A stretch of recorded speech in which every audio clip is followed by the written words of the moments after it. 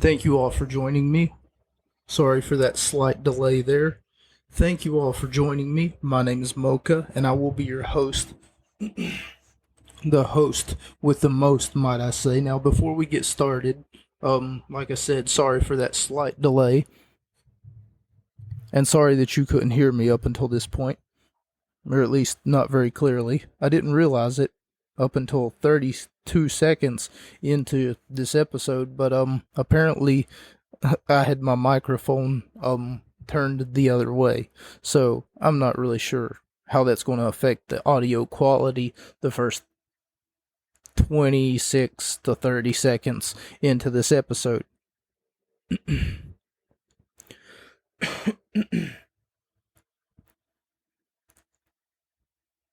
Okay, but anyway, last week we took a look at a lucid dream, and I thank you all for joining me in that journey that we took a look into. And this week we will not be doing that. Every once in a while, though, I want to dedicate at least one episode, like every few weeks or every few months, to mental health, because we all suffer from certain ailments, you know? We all suffer from certain things that ail us. And if that's the case, I would like to maybe have some time to put the time aside to say, hey, yeah, I think I can help you, and then say, here's how. Basically, to give my audience something else to look forward to other than, oh, he's just going to talk about wrestling again. Oh, he's just going to be technically sound and talk about wrestling again. Because there's something that I have a second passion for, believe it or not, and it's helping people who want to help themselves, who see it fit, rather, to help themselves.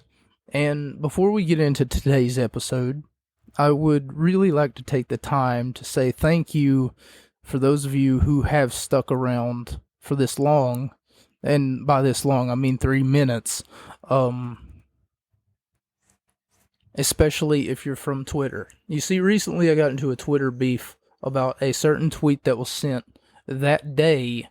It was sent 2 hours ago. And you see, I work at Walmart, and I just so happen to be taking my first 15-minute break, because we get 2 15-minute breaks at a Walmart as long as we're working an 8-hour shift. So for every 1.5 to 2 hours that we work, we're allowed 1 15-minute break. Had that been the case, I'd been there for almost 2 hours, and I decided that it was a good idea just to sit down, check my phone, relax a little bit, pull up something cold and drink it, and sit in the break room and watch some TV. Little did I know that my irrelevant comment would receive so much adornment and so much attention. So, for those of you who are from Twitter, if you chose to click on my podcast, by the way, if you click away right now, it still counts as a listen for some odd reason or another. So, if you click away right now, and then you come to listen to it later, or for that matter, if you just click away right now, don't come back to it because you feel like I'm mocking you at this point. Because this is kind of something that I really can't say on Twitter without you guys reporting my tweet, right? You seem to think that I was wrong to say what I said about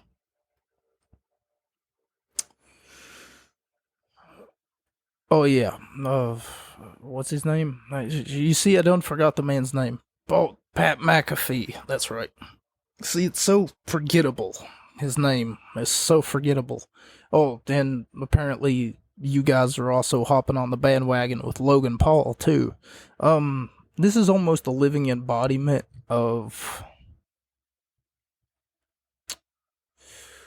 the PG era, finding its fire. And in most cases, most of the tweets that I received were stuff along the lines of, hey man, if it's entertaining, why does it matter?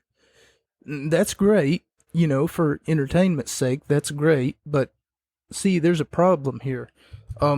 The only entertaining thing that I focus on is the sport that I sort of grew up watching. You see,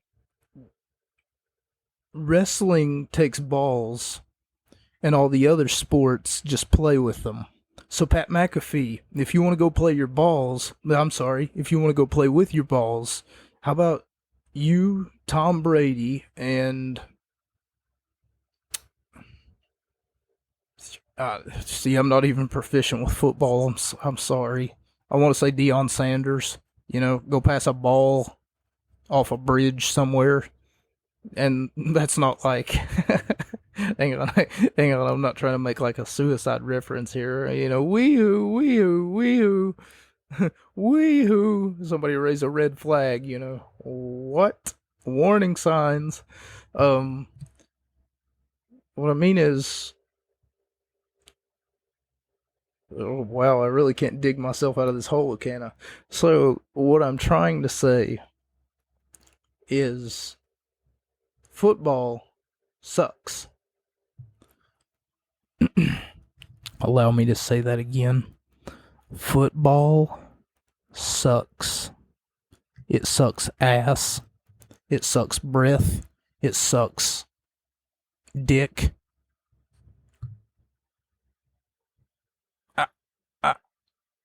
I'm finding the words. Difficult to approach my brain and come out of my mouth, because there's really nothing exciting. Nothing exciting. Not a thing in the world is exciting about someone passing a ball down a field to another player, and I can somewhat get the logistics of it. Maybe it does take some sort of tactical advantage or some sort of skill, if you will. The only thing moderately exciting about football is a football movie. A movie about football, even if it has a gripping underdog story, something like Rudy. And even then, I never watched Rudy, so I don't really know if that's a gripping underdog story. On top of that, We Are Marshall really pissed me off whenever I was younger. Because I was like, good, they all died in a fucking car crash, or in a plane crash. I thought it was a good thing. You know why? Because I hated football. Let Marshall die. Let We Are Marshall die, or whatever. But I didn't care about the people involved in it. I know I sound like a horrible person, and I don't care. And even to this day, I'm like, rest in peace, I guess. I mean, you were all football players, so what can I say? I'm sorry. I know I sound like a complete and utter prick. Like I said, these are things that I can't say on Twitter, not only because I don't have enough characters to really represent the descriptions that I'm giving here, and these are rather controversial topics once again, and do apologize for the long-winded intro. Hello everyone, my name is Mocha. And by the end of this episode, you're probably going to wonder how I got dressed in the morning. However, you'll find that this podcast has at least 9 out of 10 dentists who recommend it, because the 10th dentist couldn't make it to work that morning because we knew what he was going to say about the Gut Wrench podcast. Hello everyone, my name is Mocha. This is the Gut Wrench podcast, and for that matter, not only was that a gripping underdog story? I don't know. I ain't seen the movie. The Blind Side was a pretty good movie. It had Sandra Bullock in it. And I don't really know who else, but that was a gripping underdog story. And I liked the end of it because it played that song by Five for Fighting, Chances. Love that song. It's such a good song. And I'm trying to think of other gripping underdog stories aside from, like, the obvious ones, the water boy, the longest yard, excuse me. Of course, I'm talking about the Adam Sandler remake, because I don't know who did the first movie.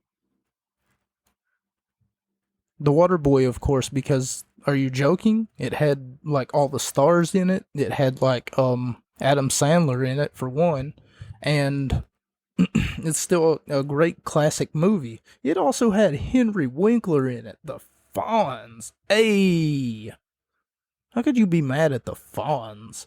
But I mean, I appreciate a good football movie as much as the next guy, and I tried playing a few football video games over the years, only to not understand either the game mechanics or, for that matter, like I played the Blitz. I think it was for the PlayStation 1.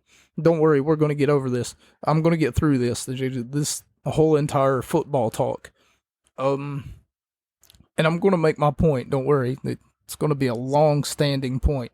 There's a game that I used to play, and for whatever reason, I could remember one thing from it. I could never make it to the other side. And it must be because either one, I suck at football games, or two, there was always something standing in my way, almost like the NPC was reading me or whatever. I would put it on the easiest difficulty, and then I would try to throw it to the other guy, and then it would always get intercepted, or it would always fall to the ground, and then they would always claim fumble or whatever else.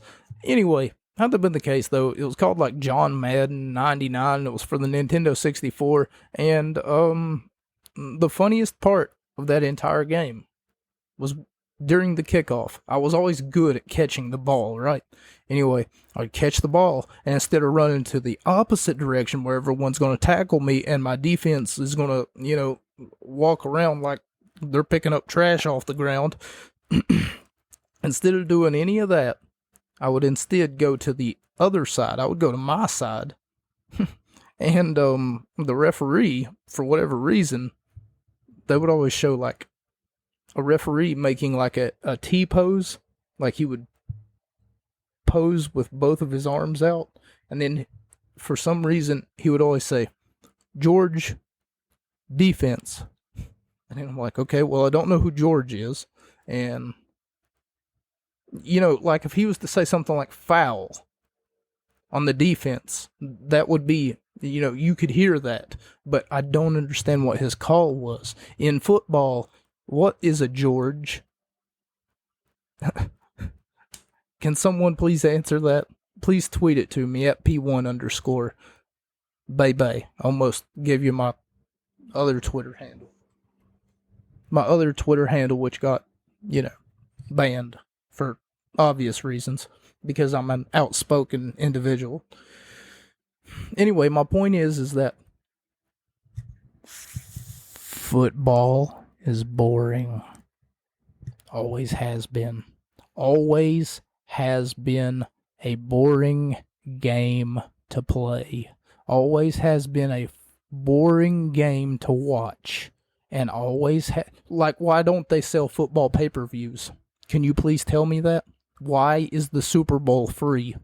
If it's so compelling, why do they sell wrestling pay-per-views and they don't give away matches for free? Do you know why? It's because these fuckers actually work. They actually make goddamn money. It's not because, oh yeah, you're going to bring up the Super Bowl has so many sponsors, man. You don't want to know how I would fix football? Here's how I'd fix it, okay? And don't worry, we're going to get to today's, okay? Don't worry. Here's how you fix football, okay? You ready? So, for an example, let's say that the 2014 season, just pulling a number out of my ass, there's that number, 2014, okay. The 2014 season, let's say that the Chiefs win the Super Bowl. For those of you Chiefs fans out there, there you go. There's your cheap pop. I just gave you, you haven't won a Super Bowl in like almost 10 years now.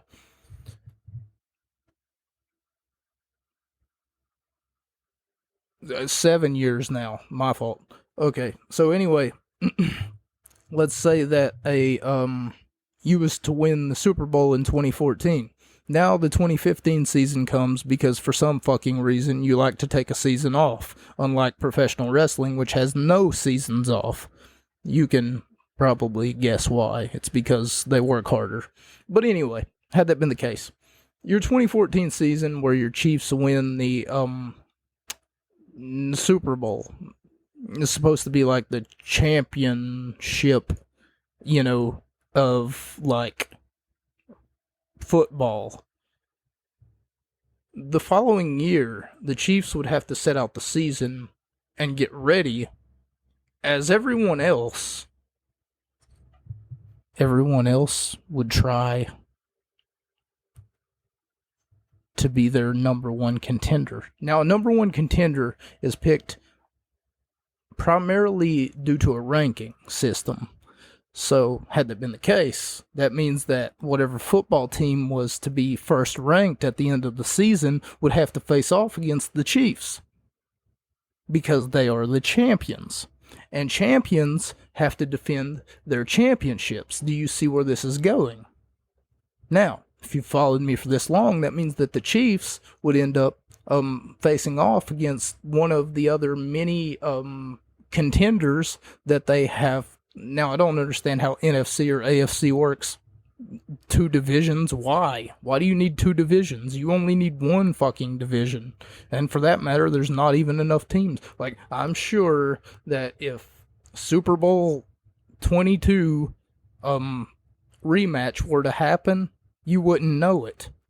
No one would be able to call that straight off the top of their head.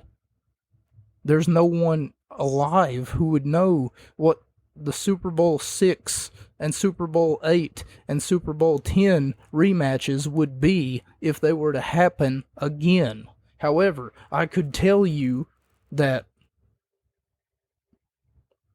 if a WrestleMania 20 rematch were to happen, that I could consistently say, hey, that happened at WrestleMania 20, that happened at WrestleMania 21, or whatever else. Hey, that's a WrestleMania rematch. What do you know? How would I know that? Maybe it's because it's easier to remember an individual rather than an entire fucking team. And maybe it's because it's not repetitive bullshit where you're throwing a fucking ball down a field. And like, if football's so compelling, if Pat McAfee is so compelling, and he's so entertaining, like everyone wants to say that he is, then tell me why there are 10 million stepfathers out in America, and for that matter, probably other places, who watch football for whatever goddamn reason, and they end up falling asleep during the fucking game and catching the highlights later thinking, yeah, well, I tried to watch it. You want to know why you're falling asleep? It's not because you're tired after work. It's because football's fucking boring. It's boring. Anyway, let's get to some excitement. I'm on a roll today. And for all of you joining me, like I said, from Twitter, if you've stuck around for this long, 20 minutes in, I'm already ranting. What? You didn't pay for this. Matter of fact, you didn't pay for anything. And by the way, my donation links are in the episode descriptions of other episodes. So whenever you go by, watch some more episodes. Hate to act like a smug prick here. What am I saying? Of course, I love to act like a smug prick here. While you're watching my other episodes, while you're listening to them, rather, be sure to drop by my Cash App and maybe give me $1 or $2, 7/26/2004. Now, we are rapidly approaching SummerSlam. For those of you who don't know. Now, I meant to watch something before Money in the Bank happened. I meant to...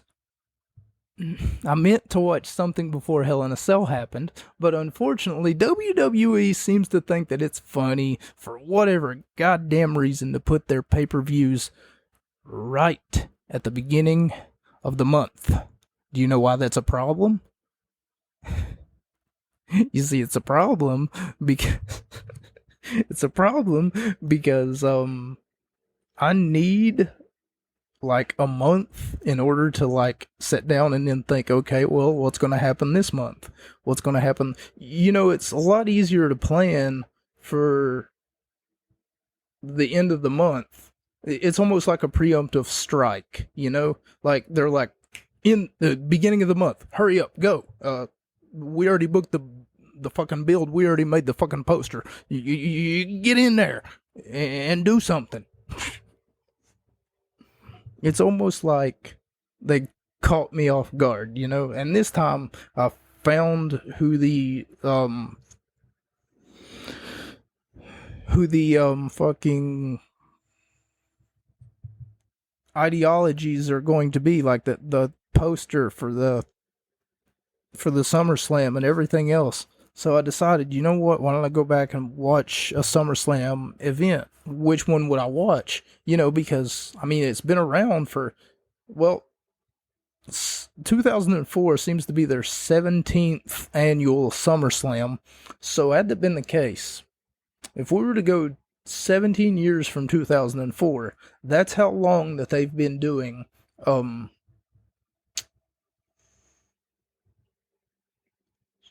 that's how long that they've been doing the SummerSlam event. And had that been the case, we're going to be watching, rather, I've already watched it. I'm just ranking the matches at this point. So, this first episode of Monday Night Raw that we will be looking at, and yes, we will be looking at it despite the fact that I'm 25 minutes into this program, practically, and I've yet to say anything about wrestling. It's been all about football. Can you imagine Gut Wrench Podcast being all about football? Maybe I should do a football tribute episode. You want to know what it would be? It would be nothing but static. I mean, you guys would hear nothing but... Do you know why? Because I would have my TV turned on, and then I would be sitting there watching the little static dots scramble through my TV, because that's more exciting than a fucking game of football. Because at least that's entertaining. However, the first thing that we see is the Raw Diva search. Someone gets eliminated by you, the fans. You, the fans, voted off someone last week. I'm not really sure what her name is. I'm sorry. It's really not important. But anyway, then there are, I think Coach says 10 women left, or 9.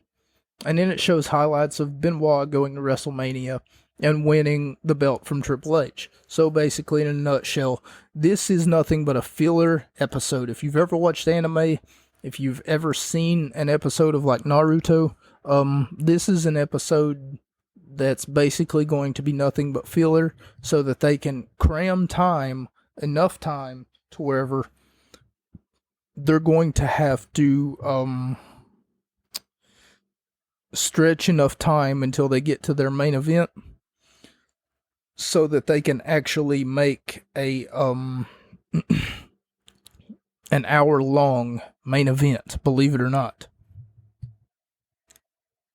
So, after we see Chris Benoit, what happened on WrestleMania 20, which, by the way, I can tell you, was a great contest between Benoit and Triple H. I, myself, as a matter of fact, watched WrestleMania 20. I won't say that I was there, but I was there, you know, technically, seeing as though that my mom and her boyfriend, you see, I was told that for my birthday I would get one wish granted, and so my wish was so that I could watch WrestleMania.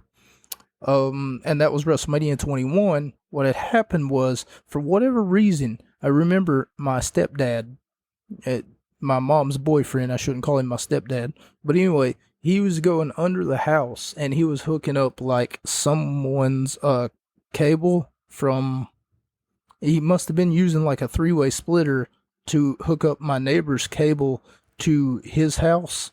And then afterwards, we got to watch like WrestleMania. And that was amazing because WrestleMania 21, WrestleMania 20, WrestleMania 22, and WrestleMania 23, those were the ones that I got to see.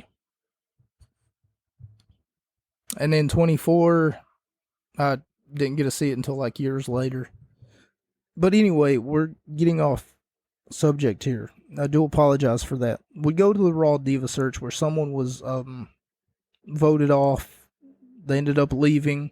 It shows highlights of Benoit going through his WrestleMania journey, how he won the Royal Rumble, and then after that he faced off against Chris Benoit, or Chris Benoit faced off against Triple H rather. And then afterwards we come to a 20-man over-the-top battle royal. The man who basically the men who were in it were not announced. I did not rate this match because there's no point. A 20-man over the top battle royal. There's really no point in me rating this match 1 out of 5 stars, seeing as though that it's not like a real constituted contest. If it were like a 1-on-1 or something of that nature, like I would give it, because there was just chaos everywhere and commercial breaks out the ass, I would give it maybe 1.5 stars out of 5, but I'm not going to do that. I'm not going to write it down, but I unofficially give it 1.5 out of 5 stars. 1.5 stars. And the men are all in the ring, but they don't know what they're doing. You know, they're like bouncing around and, you know, looking tough, and then some of them are like stretching on the ropes, and, you know, they're like, they look confused, honestly. And the commentary were just doing the same thing. They were like, why are all these men out here? I don't understand this. Why are they in the ring? Well, King, I can't see anything on my program here, because, believe it or not, commentary actually has a program, which is like a card that tells them, hey, this is what's going to happen. You know, you talk about the match. Here's some topics to talk about while you're out there. And then they'll talk about some stuff, or they'll make jokes, or, you know, stuff of that nature. Jerry Lawler is at his best whenever he's talking about the women. Sometimes he makes so many jokes about Vickie Guerrero later on in the years to pass. Wherever he talks about the fact that Vickie Guerrero is the only woman in the WWE whose bathtub has stretch marks. He also says stuff like, Vickie Guerrero is, her baby pictures were taken via satellite. Oh my God, like he just buries Vickie Guerrero. Oh, Vickie gets on the microphone and then she says, how nice of you to notice, Jerry. I did lose weight. He says, you lost weight? And then she goes, yeah. And then he goes, look around. You might find it. I mean, he's just a savage. But anyway, once again, I'm getting off subject here. Who ends up winning this 20-man over-the-top battle royal? It seemed as though that I didn't even know who the contestants were, who half of them were, because by the time that they had came back from commercial break after eliminating someone from the Raw Diva search, which, by the way, if they were to win the Raw Diva search, they get $250,000 and a contract with WWE. But anyway, 20-man over the top battle royal. I know we've been stuck on this one for a minute. Randy Orton ends up winning, and the winner will face an opponent at SummerSlam for the World Heavyweight Championship, which means that Randy Orton has been announced as the number one contender for the World Heavyweight Championship. Now, there is a conflict of interest that's about to rear its ugly fucking head, and you guys are about to see what storytelling is at its finest. Something that Pat McAfee, and football for that matter, could never do. Tell you a good story. Check and mate, Pat McAfee. I think if I was a color commentator or even a play-by-play commentator, as long as it wasn't football, pretty sure, I'm pretty sure I would, I would be the bomb, thebomb.com. Maybe I shouldn't say the bomb. The government usually tags certain words, Yeah. As if I say bomb, they might think that I'm going to put this in air quotes, terroristic threats or whatever. Because if I wouldn't have put that in air quotes, it would have been taken out of context or whatever. I'm sure someone could splice up an image, or not an image, some of this audio and make it sound like I said, the FBI, I'm sending you terroristic threats. And now I just actually fucking said it. I'm just gonna shut up. You know what? I'm just gonna shut up. Are you having a good time? Because I'm having a good time. Because I might be in jail by next week, Woo! Okay, here we go.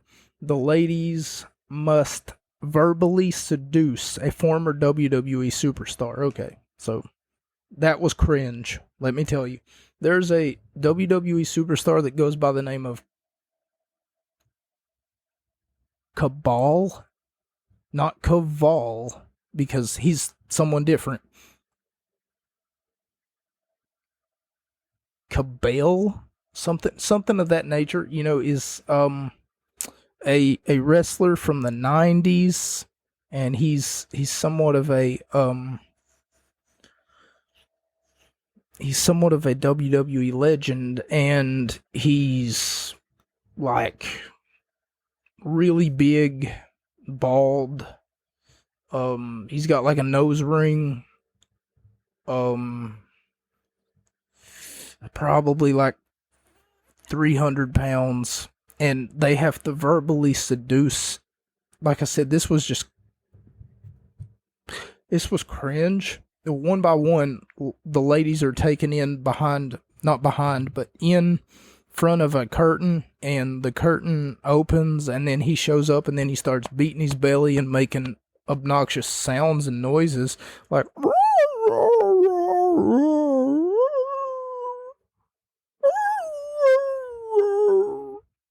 he sounds like a dog that's dying, and he starts beating his belly, and these ladies, God, they just have to verbally seduce him.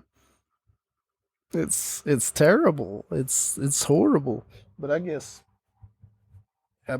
that's what they thought, women were good for back then. Once again, this is 2 weeks before their SummerSlam event. What they're doing is they're just buying time.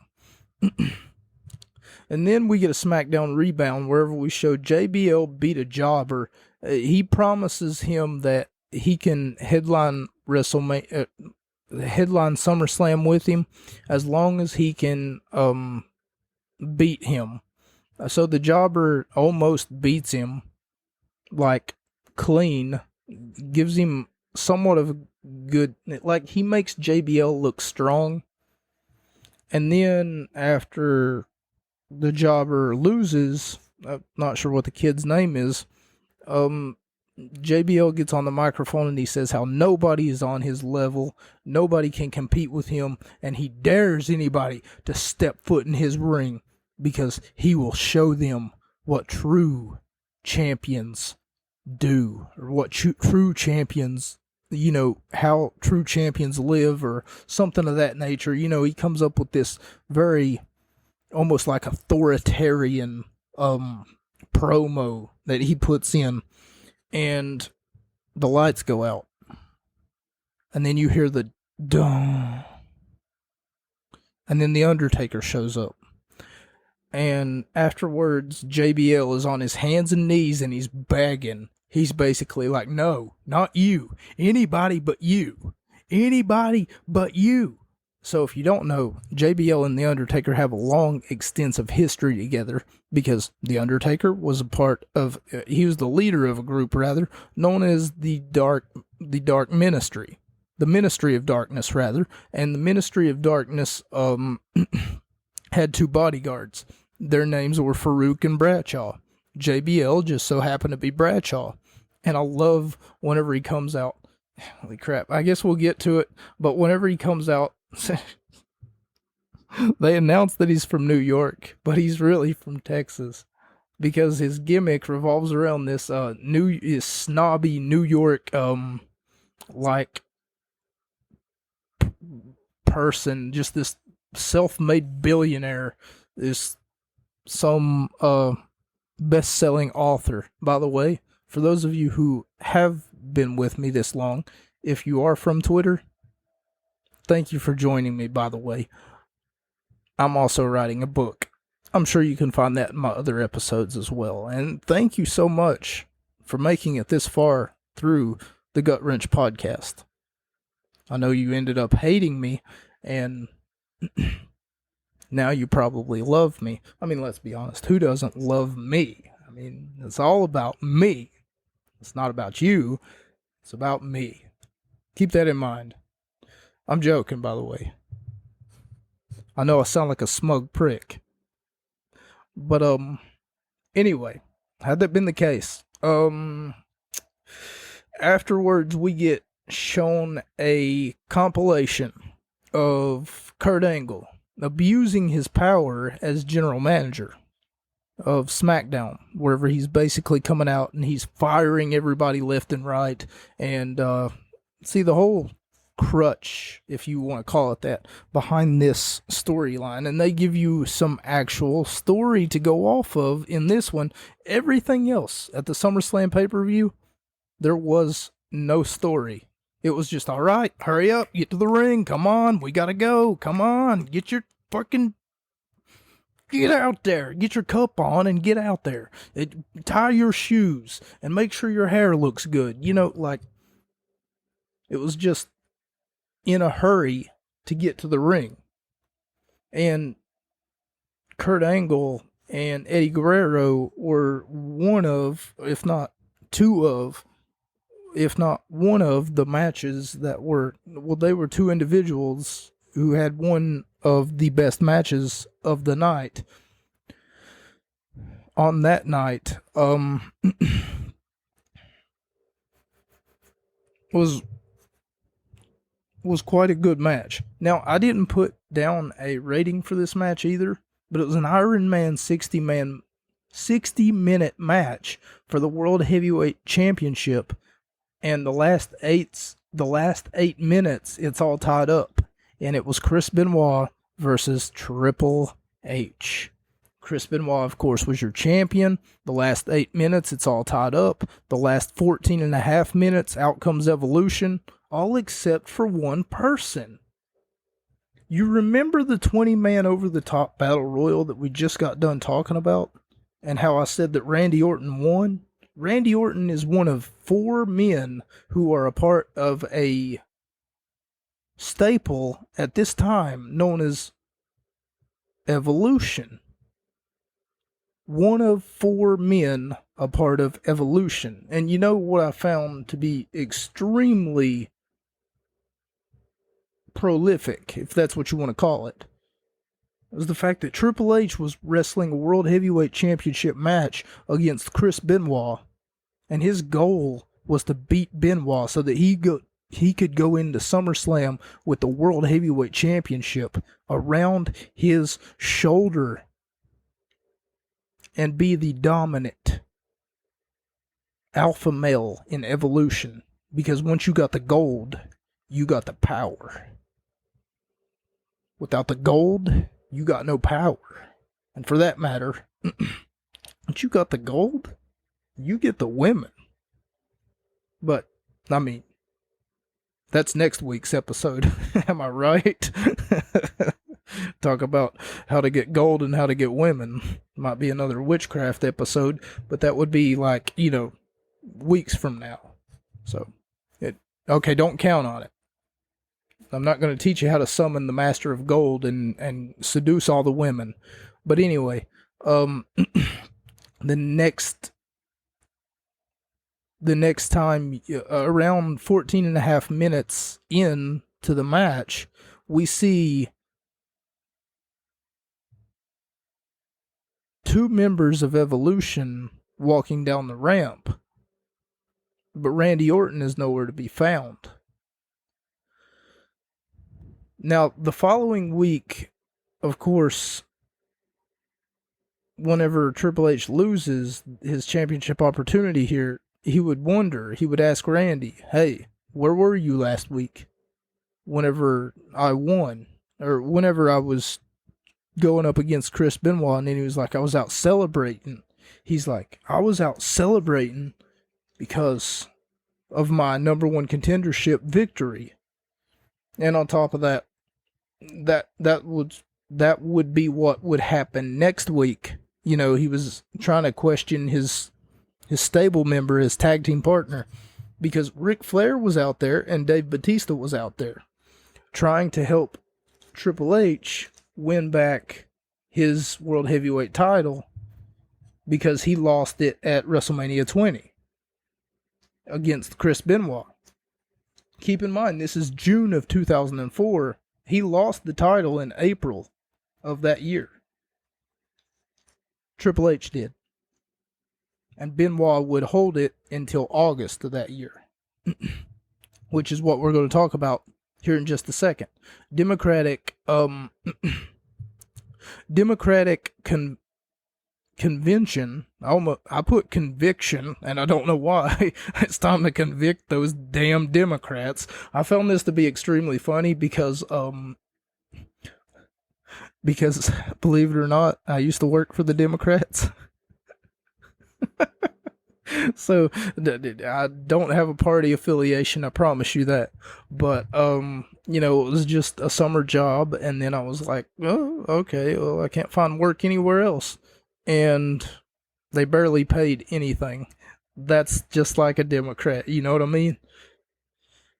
I mean, once I got my paycheck, it was probably, and I only got paid twice. And I worked for them for damn near 2 or 3 months. Yeah, it was like 3 months.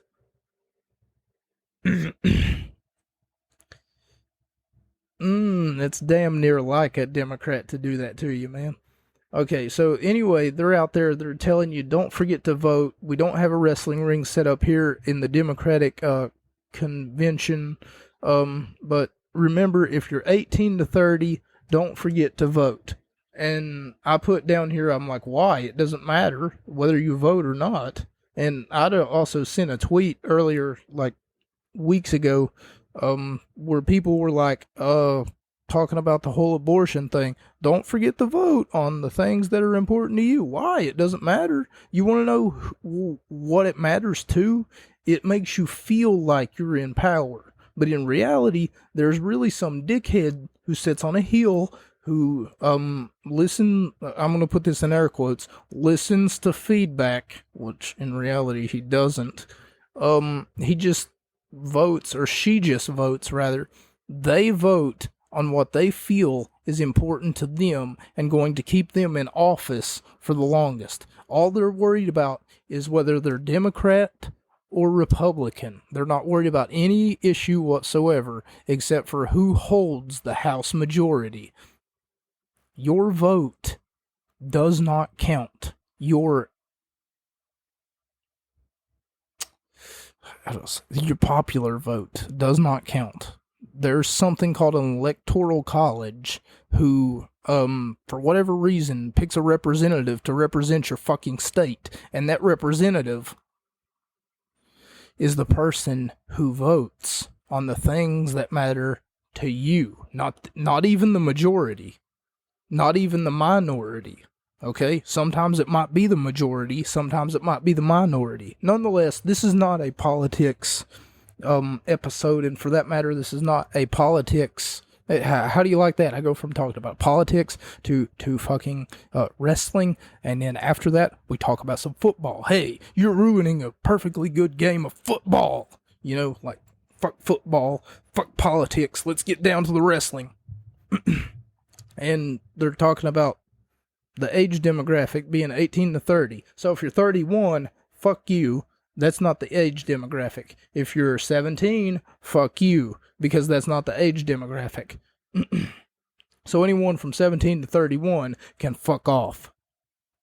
Anyway, we get more Divas segments, basically wherever they're out there and they're in these little skimpy bikinis and they're dancing around and they're playing this music and they're asking you to vote for who you, once again, back to voting, they're asking you to vote for who you think should win the contest or get the most amount of votes next week. Every week you would have to vote, and whoever got the least amount of votes would be eliminated. Little did they know that three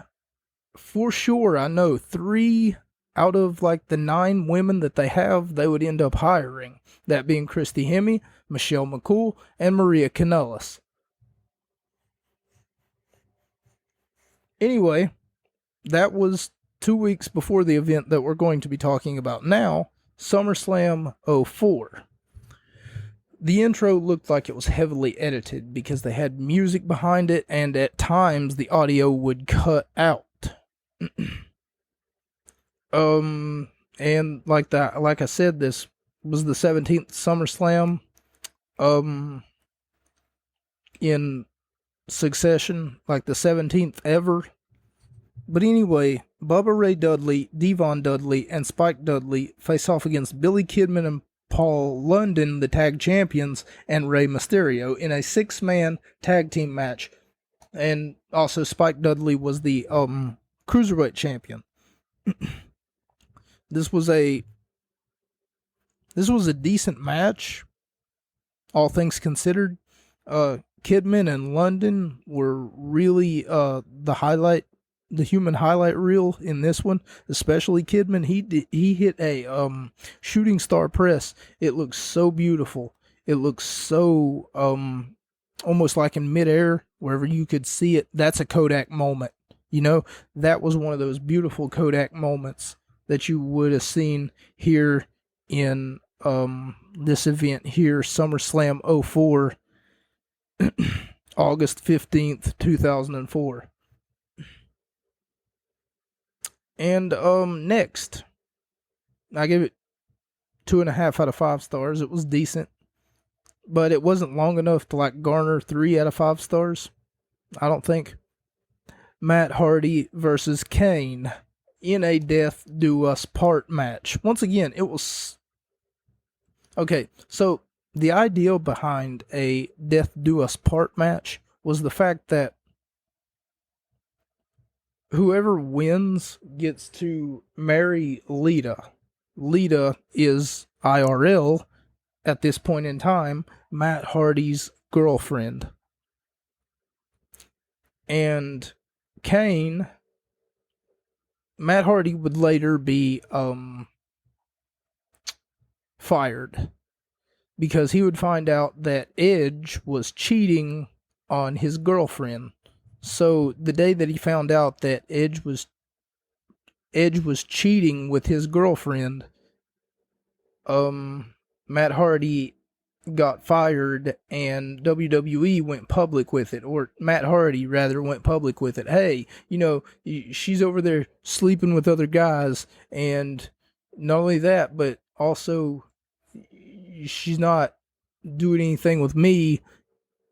She refuses to communicate with me, and this was a whole big mess because WWE didn't want it to go public that they'd fired someone for acting unprofessional about someone being slutty.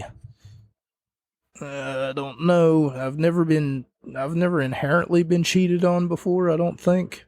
The reason I say I don't think is because I've got a confession, guys. So, like, I've not been cheated on, but I mean, I've been ghosted like more than 7 or 8 times. I've had women tell me that they love me only to ghost me. They don't even block me. They just ghost me. Like, I can count on my hands how many women have told me, hey, we've gotten to know each other over the quarters, over a few months, weeks, years, and in some cases it has been years. I feel a deep love and respect for you.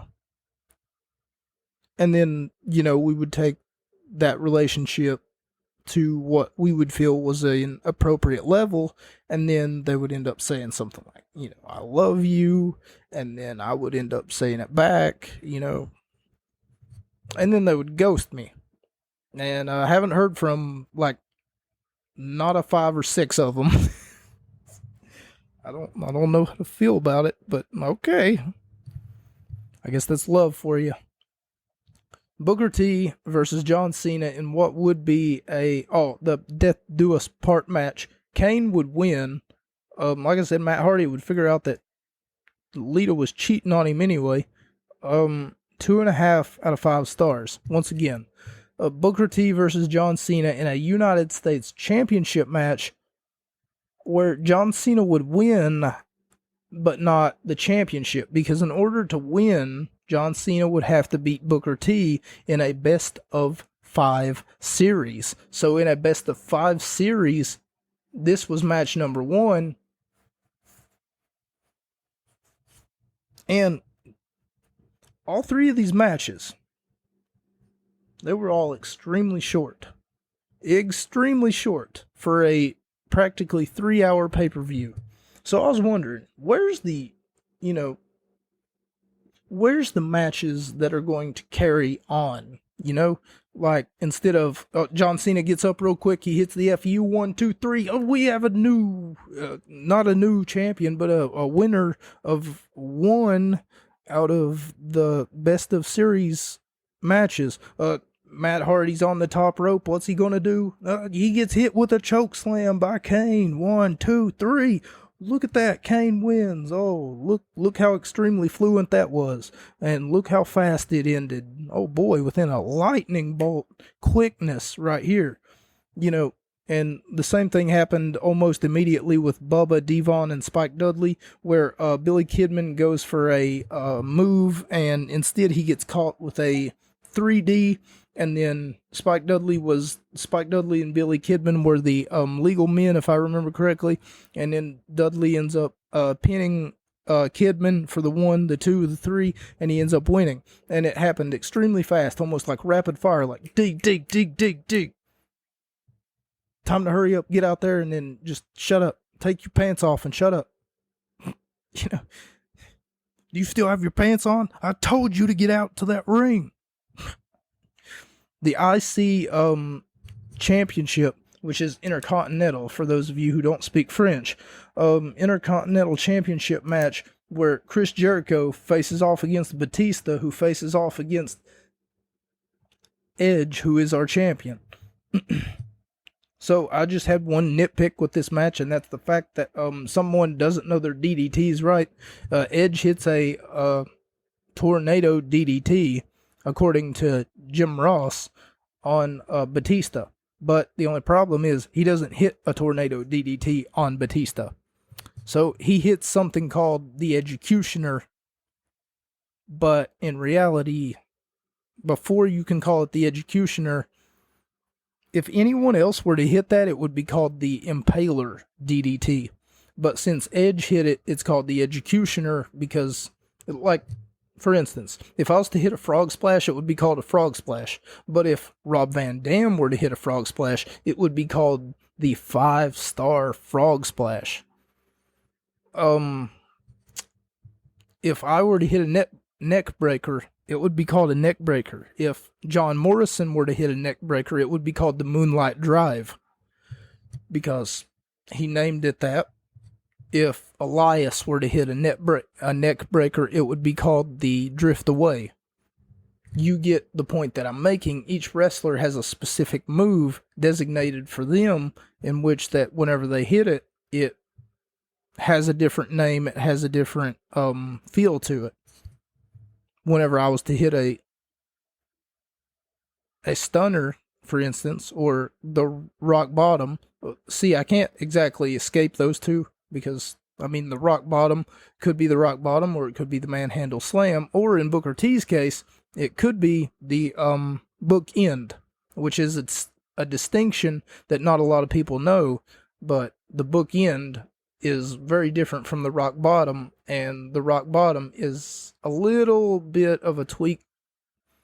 It's a tweaked move from the manhandle slam, which not a lot of people can tell them apart, but I'm pretty sure I can because, I'm just sexy like that.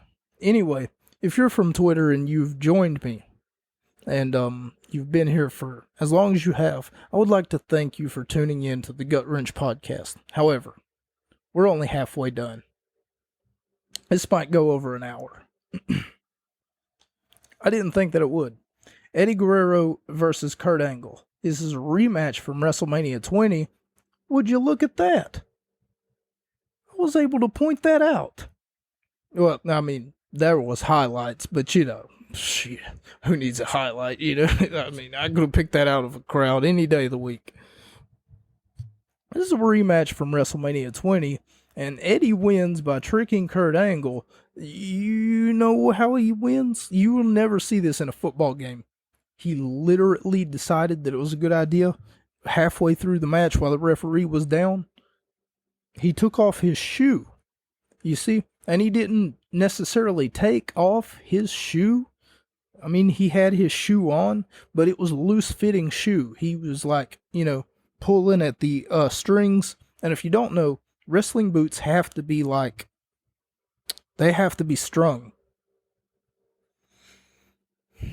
Unlike football shoes, tennis shoes, whatever. Anyway, what ended up happening was he basically took all the laces out of his shoes, did Eddie Guerrero on the WrestleMania 20 match, and Kurt Angle went for his ankle lock, and Eddie Guerrero predicted that he would do it, and Eddie Guerrero was able to squirm out of his shoe, and then afterwards catch Kurt Angle off guard, and because Angle thought that he still had Eddie Guerrero in the ankle lock, and then whenever Eddie's shoe came off, Eddie almost like lightning fast hopped to the ground and caught Kurt Angle by surprise using a leverage pin. So he was able to beat him basically by rolling him up in a what they call a cradle. And whenever he won, he practically cheated to win, if you think about it. But we're not going to think too much into it. Eddie wins by tricking Kurt Angle. What a match. What a contest. 5 out of 5 stars. So Eddie plays to his strength, and he practically wins by doing it again. Despite the fact that Kurt Angle had someone in his corner, Luther Reigns, who would later become Matt Morgan in another company, Impact Wrestling. But yeah, it was practically a really, really good match. And there's even one point in the match where Eddie, whenever the referee's knocked down, Eddie grabs the championship. And whenever he does, he bonks Kurt Angle in the head with it. And then afterwards, he drops the title on the ground, noticing that the referee is stirring. The referee's about to get up. Eddie didn't want to be disqualified. So what did he do? He put the title down on the ground, and then he fell to the ground. So perception is reality. Whenever the referee got up, he saw that Eddie Guerrero was on the ground. He also saw that the championship was near Kurt Angle. But the championship, Kurt Angle was laying beside of the title because Kurt Angle had been hit with the title. Perception is reality. So what the referee saw was the fact that both competitors were down and there was a foreign object in the ring. Any competent referee would have called a double disqualification right there because they're unsure of what happened. It'd be like if before a NASCAR race, I went and popped like 5 tires from my competitors over there at whatever NASCAR event that I'm at. I don't know, I don't watch NASCAR. Once again, NASCAR is boring. Oh, look, you made another left turn. Is he going to make another left turn? Oh boy, you made another left turn. And then you just hope that no one like crashes. Or you could be one of those sick sadistic people who actually enjoy seeing people crash, like I do whenever, a football team dies in a fucking plane crash. I mean, I get off on that shit. Anyway, we're going to go on to the next event. Not the next event, the next match. Eugene versus Triple H. Eugene cost Triple H the world title match at the last pay-per-view known as Vengeance. Then was left a bloody mess the next night on an episode of Monday Night Raw. So, by the end of this match, though, Jim Ross ends up asking King a question. Do you like watching car crashes? Because the fact is that Triple H set out on a mission to make sure that Eugene never walks again, or for that matter, never wrestles again. But he failed his mission. If that was his mission, he wholeheartedly failed. Because Eugene put on a great performance, and so did Triple H, honestly. But whenever you think about it, Eugene was nothing more than a bystander, and he was used as a pawn in Triple H's game. You see, at the last pay-per-view, Eugene was wrestling with Chris Benoit with a chair in his hand. He was practically playing tug of war with that chair. And if you know how momentum works, you know that whenever, let's say, 5 people on one side of a rope and 65 people on another side of a rope, and let's say that those 5 people are the strongest people in the world, and those 65 people, even though they have a numbers advantage, are pretty fucking weak. Who do you think's going to win? Regardless of my hypothetical question, let's say in this case that the 5 people were to win, and how they were to win was by knocking over the other 65 individuals. Because you see, if you keep something straight enough, if me and you are holding an ink pen, for instance, and we're almost like at a stalemate from the fact that we're pushing it and pulling it, using one hand, and then you go to grab with 2 hands, and then afterwards I let go, and then you go, the momentum would send you backwards. Let's put it that way. That's practically what happened to Eugene whenever he was trying to fight the chair that Chris Benoit had tried to disarm him with. But what ended up happening basically was, the fact was that whenever Eugene let go, or whenever Chris Benoit let go of the chair, Eugene had accidentally hit Triple H with it because it went careening into Triple H's face. Hopefully that little small 3-minute rant made sense. I don't know where I was going with that tug of war thing. I blame football. But in all honesty, this was a pretty good match. I give it 3.5 out of 5 stars. Next, we have something that I also did not rate because I am a wrestling podcast, and this is just a little bit. It's not really wrestling, but it was announced earlier on in the night. I just don't feel like it has a proper place on the card. Next, we have Diva Dodgeball as Joy, Amy, Tracy, Maria, Chrissy, and Michelle. Maria, Chrissy, and Michelle, who would all end up with a with a WWE contract. Keep in mind, the rest of these women, aside from Joy, maybe if that was Joy Giovanni, but she's not recognizable to me. The rest of these women, though, I'd never heard of before in my entire life. Face off against Team Diva. Oh yeah, they're called Team Dream. Team Dream is, once again, Joy, Amy, Tracy, Maria, Chrissy, and Michelle. And Team Diva is Trish Stratus, Molly Holly, Jazz, Stacy Keibler, Gail Kim making her return, Nydia, Victoria. Okay, so I kept spelling victory. Don't know why. I kept spelling victory, and then afterwards I got the smart idea just to put an A beside of it. Victoria. There you go. Anyway, Team Dream wins the dodgeball contest or competition. Next, we have the WWE Championship match. The Undertaker facing off against JBL. Which, if you'll remember, on the SmackDown Rebound, 2 weeks before that Monday Night Raw, we talked about this just a little bit.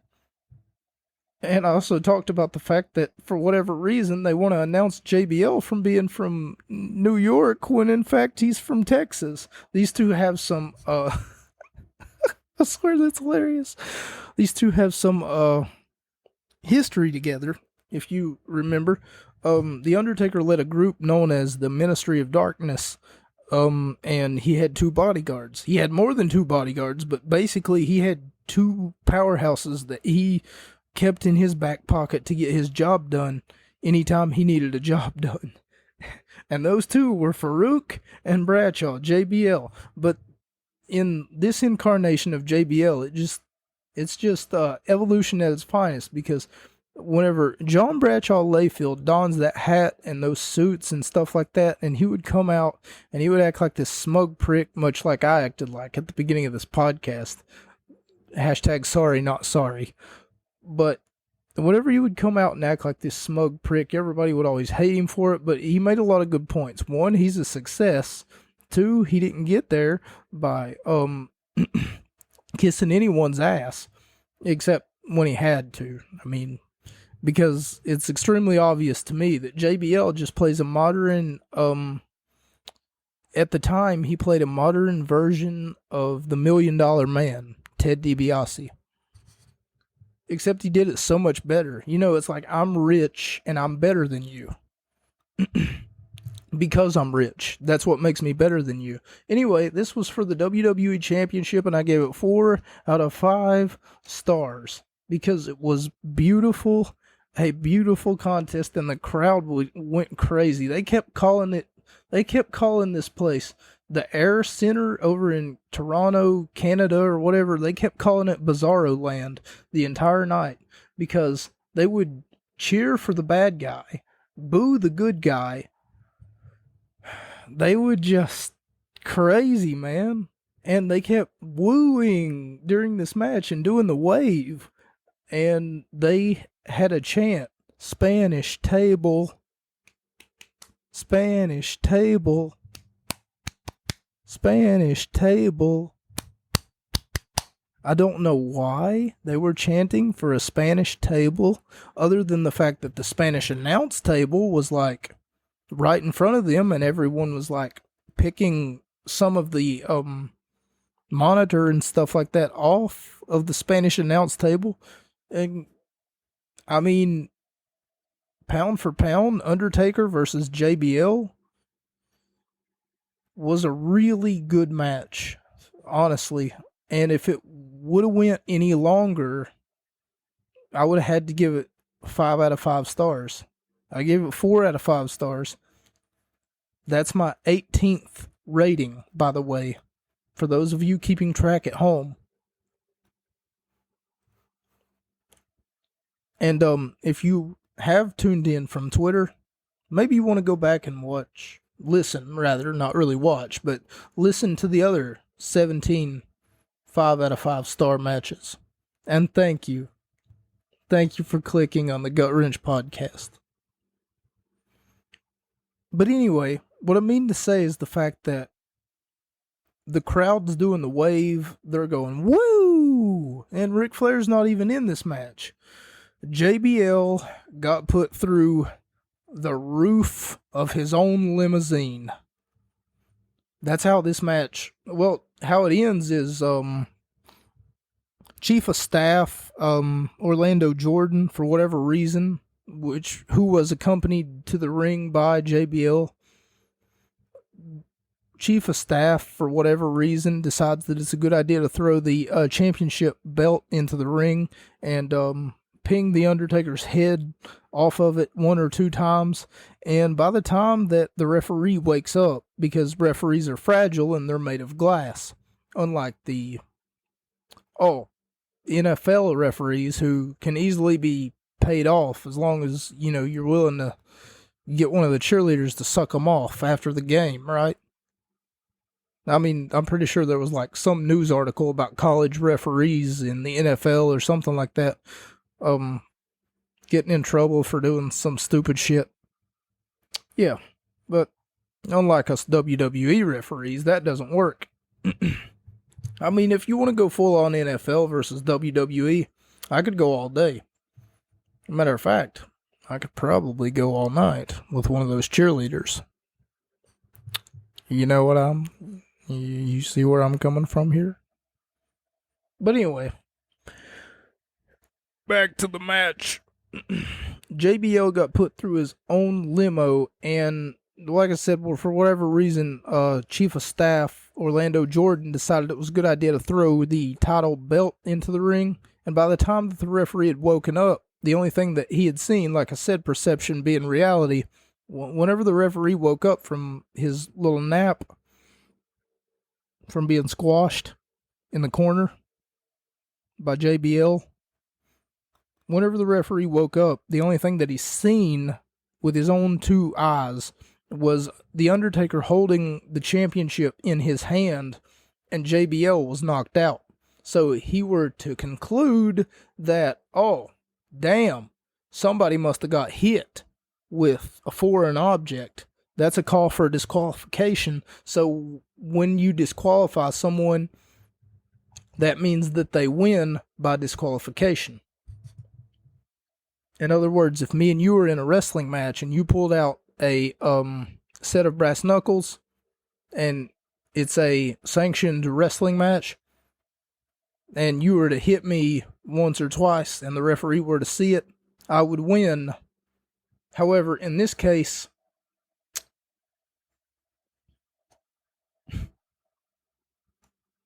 if JBL were to be the person to get caught, hitting The Undertaker, because he did hit him like 4 times with the fucking title. If JBL were to get caught in a hypothetical scenario like that, if the shoe was on the other foot, JBL would have still kept his championship. It's called the Champion's Advantage. Anyway, we go now to our main event. The World Heavyweight Championship is on the line as Randy Orton, the man who won the 20-man over-the-top battle royal that we just got done talking about before, faces off against Chris Benoit, the man whose journey began whenever he made Triple H tap out at WrestleMania. That was in April, and this is in August. So 4 months is how long that it took them to get to this point now. Randy Orton is the number 1 contender. And we get, because of course we do, we're in Canada and fucking referee is Earl Hebner. So of course we get these "you screwed Brett" chants. Of course they're referring to the screw job that happened not so long ago, 1997 or something like that, where Bret Hart got screwed because Vince McMahon came down and told the timekeeper and the referee to ring the bell, despite the fact that Bret Hart never tapped out. But at every event, even to this day, Earl Hebner has to hear people chant, "You screwed Bret." Randy Orton, in some cases, Randy Orton out-wrestled Benoit. And I know that might be hard to believe for some of you hardcore, like, submissions or ground wrestlers out there. And Benoit is an anomaly, by the way. Because never in my life have I seen someone... Okay, once in my life, I had to think about it, have I seen someone actually wrestle 4 different types of wrestling at one time. He's a striker, he's a grappler, he's a high flyer, and he's a submissions wrestler. Only once before. Only twice before, because I had to think about it again. Have I ever seen... I'm sorry. I was sitting here thinking, who else is an anomaly? You know, Bryan Danielson and Samoa Joe. And I could count a third person, possibly, but I've only seen them wrestle like a handful of times. The handful of times that I have seen them wrestle, they have succeeded my expectations, and that third person would have to be Bobby Fish.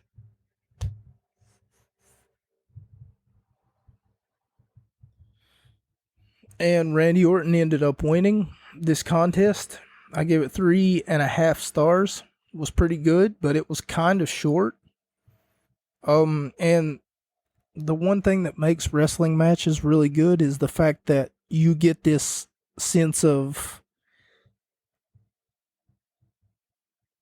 like, if there would have been more Chris Benoit kickouts, or for that matter Randy Orton kickouts, then I would have given this a higher rating on the scale from 1 to 5. But where there wasn't as many kickouts, and there wasn't as many near falls, or for that matter even chain wrestling, I'm going to have to give it 3.5 stars out of 5. For the performance that they did put on, it was a wonderful, wonderful event. You even see Randy Orton put Chris Benoit in a sharpshooter, which I've never seen before. JR on commentary actually points out the fact that he's never seen Randy Orton go for a sharpshooter. And Orton, you know, maybe he'd been in the business maybe 4 or 5, 2 or 3 years, actually, what I want to say, at that point in time.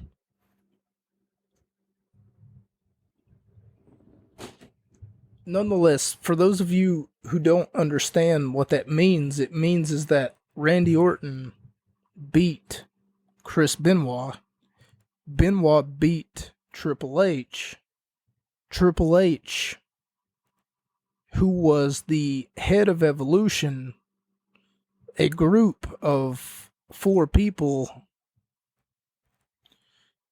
If you remember at the beginning of the program that we talked about it being Triple H, Randy Orton, Ric Flair, Dave Batista. It creates a conflict of interest between the group where Randy Orton wins the title,